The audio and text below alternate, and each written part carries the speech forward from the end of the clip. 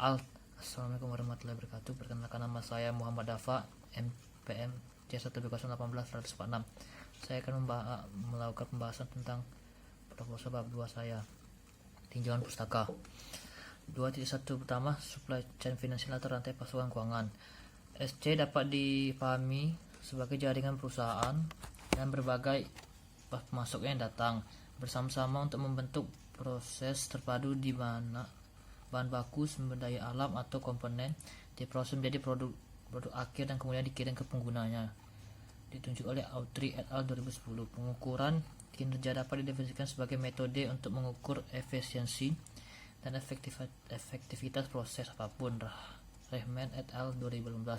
Tingkat kepuasan pelanggan adalah ukuran dieksploitasi sampai mencapai tingkat kepuasan pengguna yang telah ditentukan. Chen and Paulry 2004. Dapat dinyatakan bahwa pengukuran kinerja SC pemberdayaan untuk rantai pasokan kinerja dapat membantu kemajuan pemahaman yang lebih baik tentang jaringan SC dan juga dapat secara positif berdampak pada perilaku entitas dan memajukan kinerja keseluruh SC. Chen and Paulry 2004. Berikut ini dapat dikaitkan sebagai ukuran kinerja SC menurut 1. Penerapan langkah-langkah tersebut untuk 5 proses SC yang luas, yaitu perencanaan, penggadaan, dan menyerahkan pengembalian atau kepuasan pelanggan. Nel et al. 1995. 2. Kemampuan mereka mengukur waktu, biaya, inovasi, dan fleksibilitas.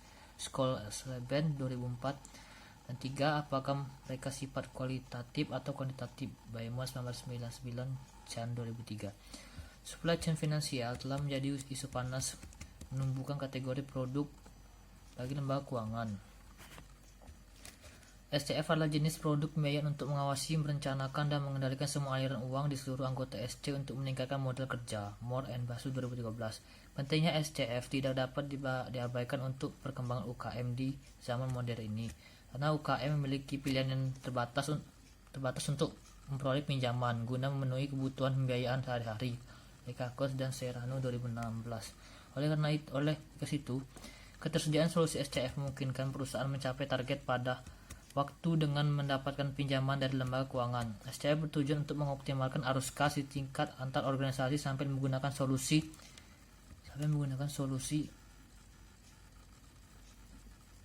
yang diberikan oleh penyedia layanan di lembaga keuangan. Lamorek dan Evans 2011, Camerelna 2009, Hoffman 2005. Mekanisme SCF mendemonstrasikan penyelarasan arus kas dan produk dan arus informasi untuk mendapatkan hasil yang dinamis dari siklus SC yang ada dalam pandangan perspektif SC.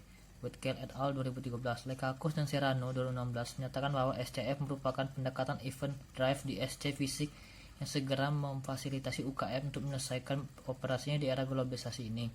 Mendapatkan keuntungan maksimal dari pendekatan ini, SCF mengandalkan kerjasama dari semua anggota SC terkait yang menghasilkan biaya modal yang lebih rendah, risiko gagal bayar yang rendah, dan peluang pinjam baru. Selain itu, SCF meningkatkan tingkat komitmen, kepercayaan, dan probabilitas pada tingkat antar organisasi dan antar semua anggota SC. Randall dan Faris 2009. 2.2. Digitalisasi.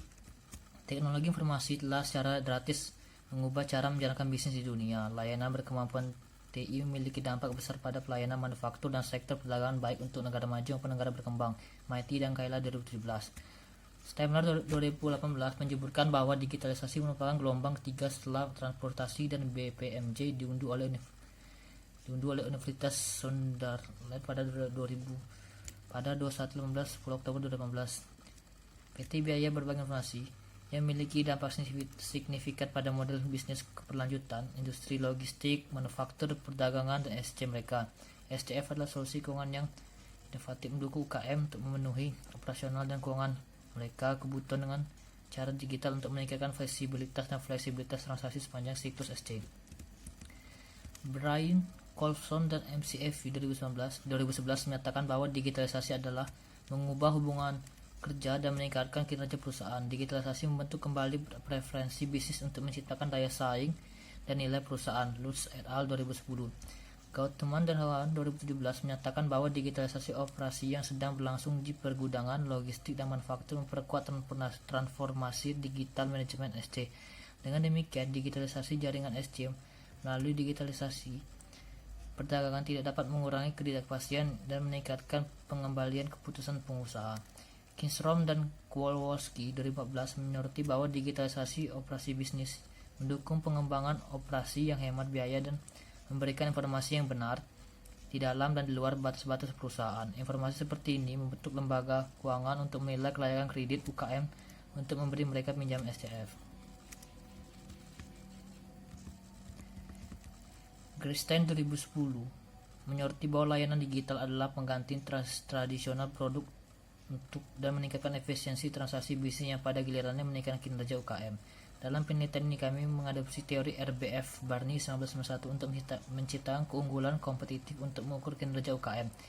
Dia mengusulkan agar perusahaan memiliki jenis sumber daya yang berbeda, termasuk SCF dan sistem perdagangan digital. Dan perusahaan menggunakan sumber daya tersebut untuk mendapatkan kemungkinan kinerja yang superior. Dengan cara ini, SCF dan digitalisasi perdagangan dianggap sebagai sumber daya berharga dan dapat meningkatkan kapabilitas perusahaan dan pada akhirnya mengarah pada kinerja perusahaan yang lebih tinggi. Rob L. 2008 menyatakan bahwa RBF adalah perspektif krusial yang memberikan penyelidikan yang dipandu ke dalam determin kinerja perusahaan. Rifat L. 2006 mempelajari hubungan sumber daya kinerja TI dengan menggunakan RBF di UKM. Mereka menemukan bahwa sumber daya TI secara signifikan meningkatkan kinerja UKM. Bakar dan Ahmad 2010 mempelajari hubungan antara sumber daya perusahaan dan kinerja inovasi produk dengan mengintegritas perspektif berbasis sumber daya dalam konteks Malaysia. Mereka menemukan bahwa sumber daya tak berwujud adalah prediktor utama kinerja inovasi produk. Dalam studi terbaru Yang dan Lim 2017, mereka menerapkan RBF untuk memeriksa hubungan layanan logistik sumber daya perusahaan dan kinerja logistik. Mereka menunjukkan bahwa hubungan antara perusahaan dan kemampuan layanan logistik bertindak sebagai mediator antara hubungan intra-perusahaan dan kinerja logistik. Eksekutif SC mengambil keputusan saat menggunakan sumber daya perusahaan yang pada akhirnya berdampak pada hasil keuangan perusahaan. Kinerja UKM. Menurut Hasibon 2002 di 94, kinerja adalah suatu hasil kerja yang dicapai seseorang atau organisasi dalam melaksanakan tugas-tugas yang dibebankan kepadanya yang didasarkan atas kecakapan, pengalaman, dan kesungguhan serta waktu. UKM adalah kumpulan perusahaan yang heterogen dalam ukuran dan sifat di mana apabila dipergunakan secara bersamaan akan punya partisipasi langsung dan tidak langsung yang signifikan dalam produksi nasional, penyerapan tenaga kerja, dan penciptaan lapangan kerja. Kuwayama 2001.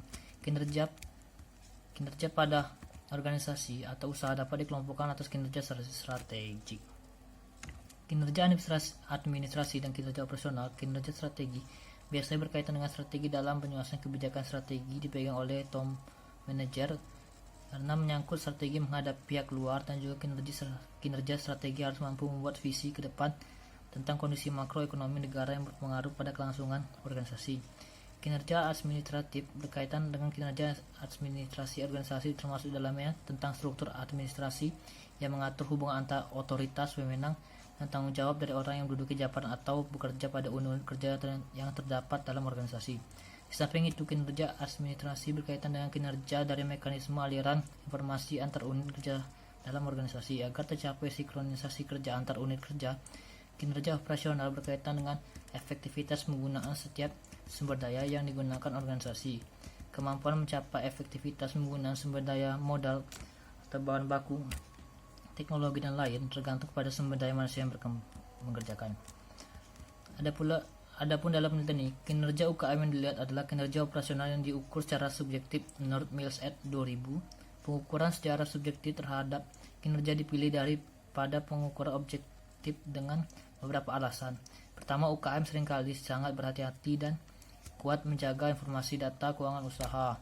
Kedua, data keuangan objektif usaha-usaha kecil tidak dipublikasikan secara akurat dan kadang tidak tersedia.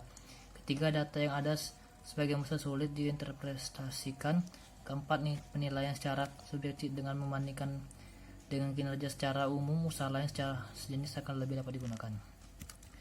2.4 Kerangka penelitian digitalisasi mempengaruhi kinerja UKM dan rantai pasok keuangan juga mempengaruhi kinerja UKM. Sekian atas pembahasan saya. Terima kasih.